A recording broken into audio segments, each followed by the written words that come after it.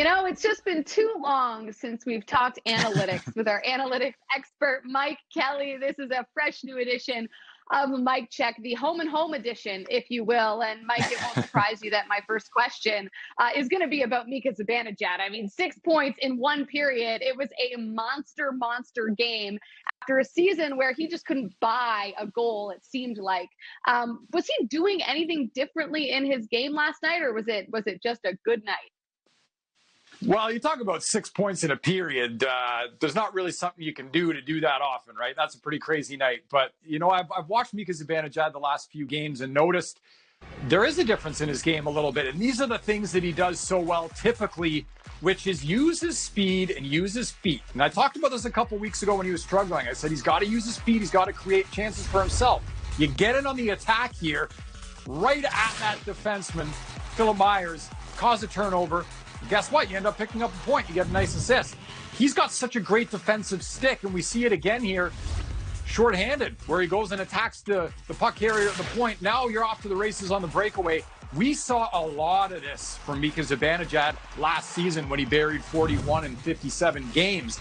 Hadn't seen so much of it early in the year, but he had his legs moving in a big way. And then, of course, when he can start generating offensive opportunities off the rush, this is where he scored a lot of his goals last season. He was so dangerous using that speed. So that's the difference that I've noticed in Mika Zibanejad's game. If you want to look at the last, 3 or 4 games compared to earlier in the season, is that on the defensive side of the puck and on the offensive side, he's more engaged using his feet, using his speed. And it bears out in the numbers as well. You look at stick checks, something that he does so well, separating opponents. He's basically tripled his rate from earlier in the season in the last 3 games. Zone entries almost doubled. Chances off the rush doubled. And yeah, your points per game are going to look pretty good when you're tucking 6 in a period. Mika Zibanejad, have yourself a night. Oh, my goodness. It was an unforgettable night, that's for sure. Give him all of the pucks from that game. A memorable evening for Mika Zibanejad. And I'm sure goaltenders everywhere were happy that they weren't up against Mika in that game. Yeah. But Thatcher Demko elsewhere last night, 30 saves and a win for the Vancouver Canucks. I'm assuming he's got to be way up there in terms of how many shots he's faced this season compared to other goaltenders. And he's got a .920 save percentage. Where do you see him in terms of goalie ranks in this league? 3rd right now. So if we were doing any kind of mid-season awards talk, Vezina, I'd say 3rd behind Andrei Vasilevsky and Marc-Andre Fleury. And, the great writers at NHL.com, I love their stuff. I read it. Good, smart people.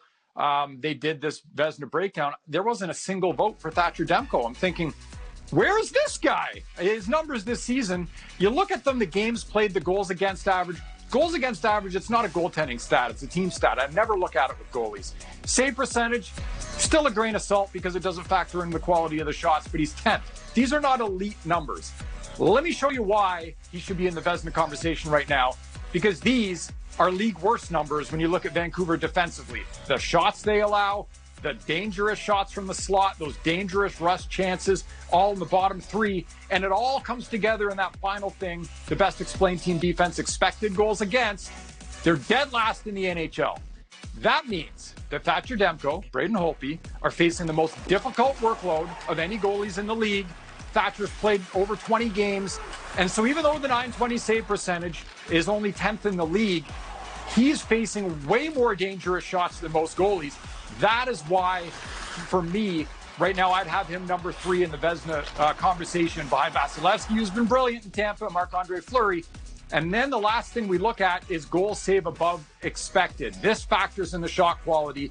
This season, nobody saved more goals above expected than Thatcher Demko, who's up almost at 14. A lot of that's come in the last month where the Canucks are starting to win some games, but the Canucks are not a great team. The Canucks are arguably the worst defensive team in the league, certainly one of them. Thatcher Demko is why they are in the race right now for the playoffs in that North Division. Wow, solid argument for Thatcher. Tough look, though, for the rest of his teammates. Save for Braden Holtby, I suppose. Yeah, a little bit of work to be done there, I would say.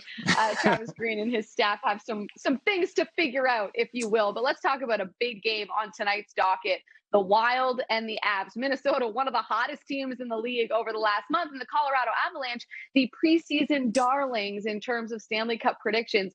What are you looking at in this matchup tonight, 1-2?